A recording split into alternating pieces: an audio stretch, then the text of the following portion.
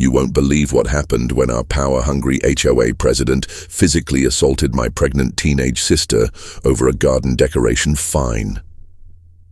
She had absolutely no idea I'm a civil rights attorney who'd been secretly building a multi-million-dollar case against their corrupt association for years. Welcome to my channel. Please subscribe for more stories about standing up to HOA bullies. The nightmare began 3 months ago. My 18-year-old sister Emma, 8 months pregnant, had created a small garden display with baby-themed decorations in our front yard to help her cope with the unexpected pregnancy. I was upstairs working on legal documents when I heard shouting outside. I looked through the window to see HOA President Patricia Richardson screaming at Emma about tacky decorations and $500 immediate fines. Before I could get downstairs, Patricia physically shoved my pregnant sister, sending Emma stumbling backward. I was already rushing outside when Emma cried out, clutching her belly. Patricia was still yelling that Emma's pregnancy was bringing down property values, and her garden was against the rules. What Patricia didn't know when she put her hands on my sister, she wasn't dealing with just any family. She was assaulting a pregnant teenager whose brother is a specialized attorney who's been building a case against her corrupt HOA for years. I arrived at Dad's house the next morning to find his kitchen table covered with HOA violation notices. 17 in total over just 6 weeks, with fines totaling $7,350. Each one signed personally by Elaine Whitmore with little notes like, "Perhaps this will teach you about community standards, and continued non-compliance will result in legal action." Dad showed me around his property, pointing out each violation.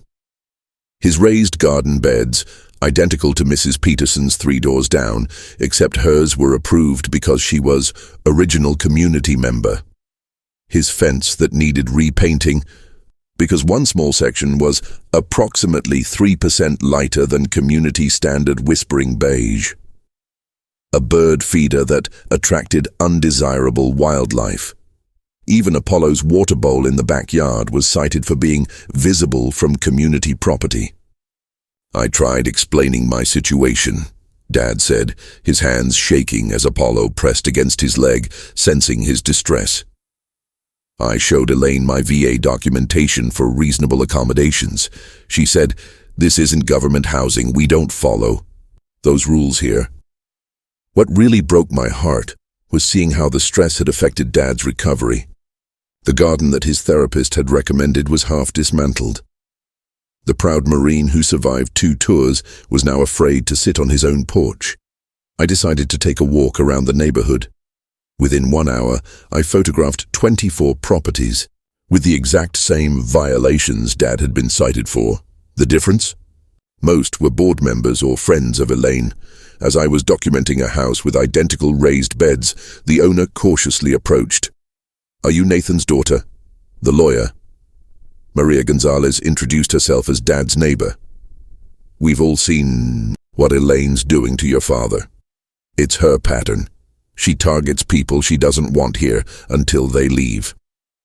Maria introduced me to 3 other residents who'd experienced similar harassment. An elderly widow forced to sell after her husband died, a family with an autistic child who received noise violations whenever their son had therapy sessions in their backyard, and a black family who received violations for cultural decorations during holidays. Elaine calls it maintaining standards. "But we all know what it really is," Maria whispered. She brags at board meetings about how she's maintaining the right community atmosphere. When I returned to Dad's house, a man in an ill-fitting suit was taking photos of Apollo through the fence. "HOA inspection committee," he mumbled when I confronted him, documenting the dangerous animal situation. Apollo, a gentle golden retriever trained as a service animal, was lying peacefully in the sun. I started formal documentation that night, requesting financial records from the HOA and sending preservation letters regarding all communications about my father. I also installed security cameras around Dad's property, The cameras proved invaluable. The very next morning at 6:47 a.m., they captured Elaine and two board members measuring Dad's grass with a ruler. Later that afternoon, they returned to photograph his garbage cans from multiple angles. What they didn't realize was that every measurement, every photo, every nasty comment caught on audio was building our case. I began reaching out to other residents who'd been targeted, collecting statements and evidence of selective enforcement. Then came the breaking point. Dad received a certified letter stating that due to multiple unresolved violations, the HOA was filing a lien against his property and beginning foreclosure proceedings. They were trying to take his home. That's when I discovered the financial connection. Elaine's husband owned the property management company that handled HOA foreclosures and received a 15% commission on each property they acquired. This wasn't just discrimination, it was a profitable business model. The next morning brought the confrontation I'd been preparing for. Dad was drinking coffee on his porch with Apollo at his feet when Elaine's signature Mercedes pulled up, followed by two board members in separate vehicles. I watched from inside, recording everything. "Mr. Carter," Elaine announced without bothering with pleasantries. "The board has convened an emergency meeting regarding your dangerous animal. We're here to inform you that you have 24 hours to remove it from the premises." Dad stood, his military bearing returning. "His name is Apollo. He's a certified service animal and protected under federal. Your so-called disabilities don't override our community standards," Elaine interrupted, her voice dripping with contempt. "If you needed special accommodations, you should have chosen another community." That's when Apollo let out a single bark as one of the board members moved suddenly toward Dad. Elaine dramatically jumped back, clutching her chest. "Did you see that? The animal just threatened me. I'm calling animal control immediately." I stepped outside, legal pad in hand. "Ms. Whitmore, I'm Shannon Lewis, housing discrimination attorney. I've been documenting your targeted harassment of my father for weeks." Elaine looked me up and down, unimpressed. "Another Carter making trouble. This is a private community matter." "Actually," I replied, "this is now a federal civil rights case. You've violated the Fair Housing Act, the Americans with Disabilities Act, and state housing regulations." She laughed, actually laughed. "Do you know who my husband is? We have connections with every judge in this county. Your little law degree doesn't scare me." The board members shifted uncomfortably as I held up my phone. "Everything you've just said is recorded. Did you know housing discrimination carries triple damages in federal court, and that HOA board members can be personally liable?" For the first time, uncertainty flashed across Elaine's face. "We have an emergency board meeting tonight. Your father's case is the main agenda item. I suggest you both attend if you want any chance to plead your case before we proceed with eviction." As they left, Dad sank into his chair, trembling. Apollo immediately placed his head on Dad's knee, applying pressure therapy for his anxiety. "They're going to take everything, aren't they?" he whispered. I squeezed his shoulder. "No, Dad. Tonight, they're going to learn exactly who they've been messing with." The community clubhouse was packed when we arrived. Elaine had clearly spread the word about the dangerous dog situation. Residents filled every chair with board members seated at a long table at the front. Elaine's husband, Richard, stood near the door, his expensive suit and stern expression designed to intimidate. What they didn't expect were the 7 other residents who arrived with us: Maria Gonzalez, the widow Mrs. Jefferson, the Patels with their autistic son, and 3 other families who'd been targeted by Elaine's selective enforcement. Each carried folders of documentation matching mine. Even more unexpected was Caroline Weber from the Tribune and Mark Thompson from the Department of Housing and Urban Development, both quietly taking seats in the back. Elaine tapped her gavel with practiced authority. This emergency meeting will address the dangerous animal violation at the Carter residence and vote on immediate removal and penalty enforcement. She smiled thinly at Dad. Mr. Carter, you have 3 minutes to explain why you've refused to comply with our regulations. Dad stood, Apollo perfectly behaved at his side. My name is Master Sergeant Nathan Carter, United States Marine Corps, retired after 22 years of service. This is Apollo, my medically prescribed service animal for PTSD and mobility assistance, following injuries sustained in combat. His voice rang clear. Federal law protects. We're all very impressed with your service, Mr. Carter, Elaine interrupted. But this community has standards. Your time is up. I stood. My father will finish his statement. And who might you be? Elaine asked with exaggerated patience. Shannon Lewis, civil rights attorney with Danvers and Wright, representing not only my father, but 7 other residents in this room who have experienced discriminatory practices under your leadership. Murmurs rippled through the crowd as I placed a thick binder on the table. Before you vote, I want to ensure the board understands their personal legal liability for what happens next. I opened the binder.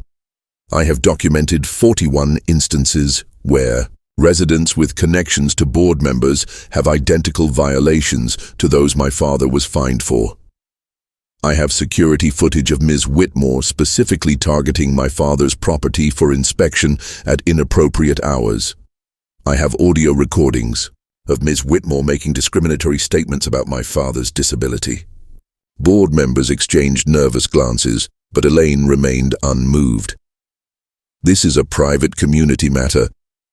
I also have financial records, I continued, projecting documents onto the wall screen, showing that Whitmore Property Management, owned by Richard Whitmore, has received commissions on every property foreclosed by this HOA in the past 5 years, a conflict of interest never disclosed to residents.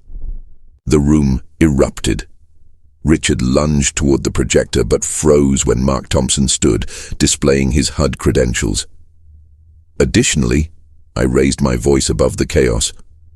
I have statements from 17 former residents, all minorities, elderly, or disabled, who were systematically targeted for enforcement until they were forced to sell. This pattern constitutes a clear violation of federal fair housing laws. A board member, later identified as the treasurer, abruptly stood. I had no knowledge of these financial arrangements. Madam President, did you disclose your husband's financial interest in our foreclosure actions? Elaine's composure cracked.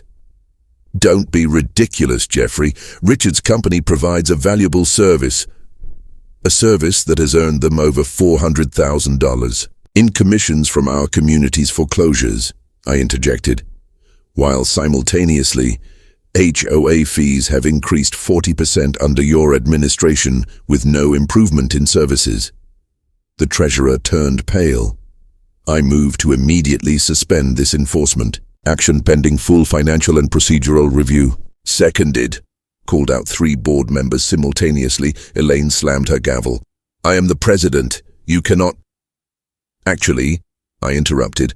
According to your own bylaws, Article 5, Section 3, any board member may call for immediate suspension of proceedings when evidence of impropriety is presented.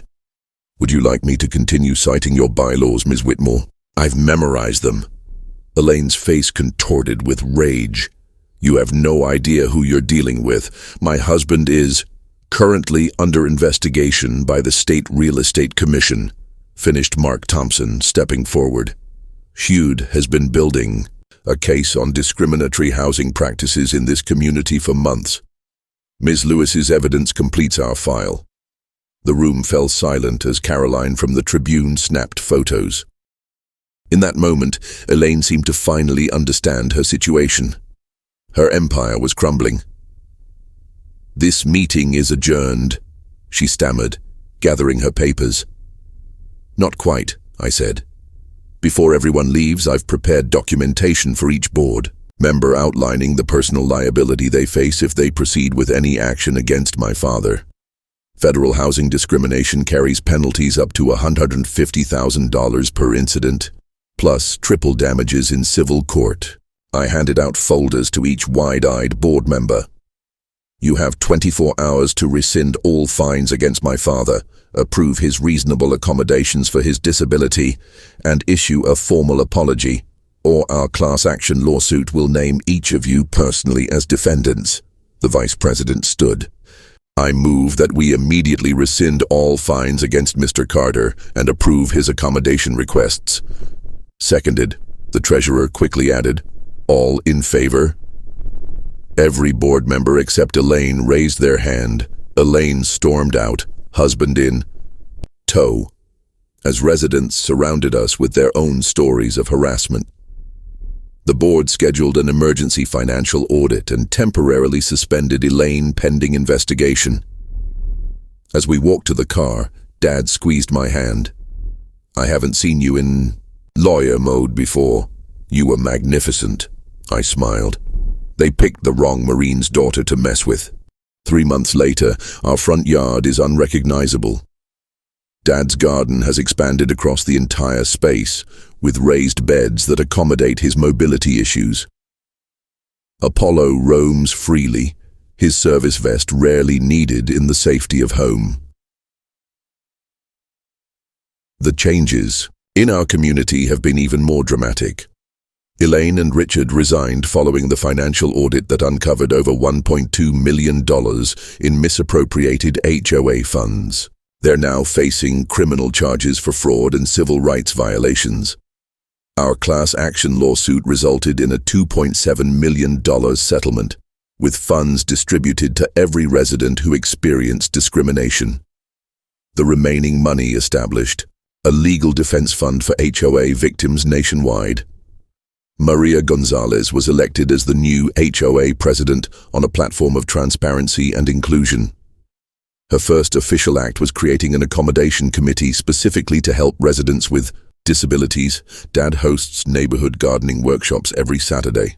The Patel's son plays freely in their yard without fear of noise violations. Mrs. Jefferson returned to the community, buying back her old house at a reduced price. As I pack up to return to my practice, Dad hugs me tightly. You didn't just save my home, Shannon. You saved our whole community. If you're facing HOA discrimination, know your rights. Federal law protects you. Sometimes standing up for one person can change everything. Please subscribe for more stories about fighting back against abusive authority. Remember, they only have the power you let them take.